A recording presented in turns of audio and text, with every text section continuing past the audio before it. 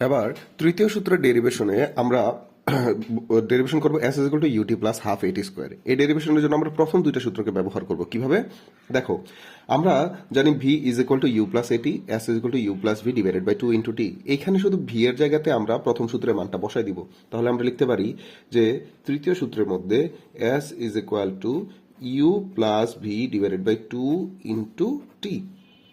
এই জায়গাতে ইউ থাকলো, ভি এর জায়গায় আমরা বসাই দিব v is equal to u plus a t. তাহলে এখানে u plus a t divided by 2 into t. এখানে ইউ দুইবার আছে, তাহলে আমরা লিখতে পারি কত, 2u plus a t divided by 2 into t. এইখানে 2 এবং 2 ক্যান্সেল, তাহলে আছে ইউ প্লাস, এখানে আছে একটা হাফ এ এবং টি দুইবার আছে, u half a t square. তাহলে s is equal to u plus half, sorry এখানে একটা টি গুণ অবস্থায় আছে, u t plus half a t square. এই যে এটা আমাদের তৃতীয় সূত্র। ঠিক সিমিলারলি আমরা যদি চতুর্থ সূত্রটা ডেরিভেশন করি, v square is equal to u square plus 2as, এটার জন্য আমরা যেটা করব, আমরা ত্বরণের সূত্র যেটা জানি যে ত্বরণ a is equal to u plus v divided by 2, sorry s is equal to v, a is equal to v minus u divided by টি।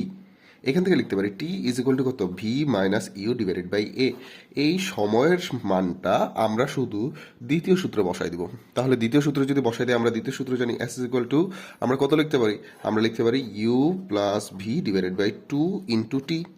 সময় আমরা যদি ত্বরণ থেকে প্রাপ্তটা বসাই, তাহলে আমরা লিখতে পারি u plus v divided by 2 into v minus u divided by a is equal to কত, এস। 2s যদি এ পাশে নিয়ে আসি, তাহলে আসলে 2as is equal to u plus v into v minus u. তাহলে a plus b into a minus b, এটাকে আমরা লিখতে পারি কত, a square minus b square. তাহলে আমরা লিখতে পারি, sorry a square minus b square, তাহলে বি স্কোয়ার মাইনাস কত আসবে, ইউ স্কোয়ার। সুতরাং এখান থেকে আমরা লিখতে পারি b square minus, b square is equal to minus ওই পাশে গেলে প্লাস হয়ে যাবে, is equal to u square plus 2as। এই যে এটা হলো যে আমাদের চতুর্থ সূত্রের ডেরিভেশন। এই সূত্রগুলোর ডেরিভেশন যদি আমরা জানতে পারি, তাহলে অঙ্ক করার ক্ষেত্রে আমরা খুব সহজে যে কোনো ম্যাথ সমাধান করতে পারবো। ধন্যবাদ।